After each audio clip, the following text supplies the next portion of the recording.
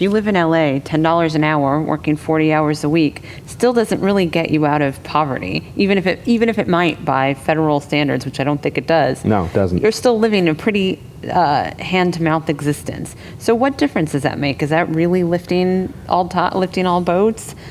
And I'll stop you there, but then, Maria Lenindrasso said this week that this is real live class warfare.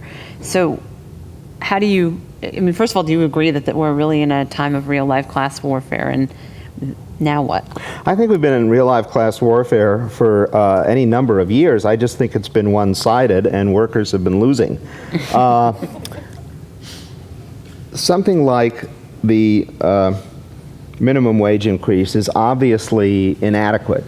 Though in the context of what's politically possible, it's hard to imagine something going significantly higher than this. And there's been a continual downscaling. I mean, if you ask me, the most serious and intractable problem in the nation, it's really the continual downscaling of wages.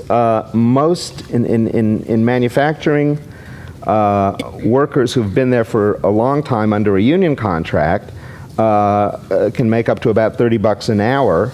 But if you've been hired in the last decade, there's probably a ceiling on what you can make, and you certainly can't go higher than about $19 an hour. The average wage in the Midwest has declined to the point where the average wage in the Midwest and the average wage in the American South used to be about $7 apart.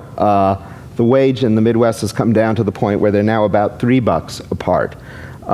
There's a kind of steady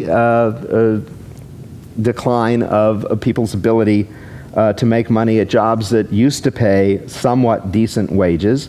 The minimum wage is obviously pathetic, but it's very hard, again, in the absence of serious collective bargaining, to get wages up there. And this is the two-edged sword for a company like Walmart, because on the one hand, Walmart is devoted to keeping wages low.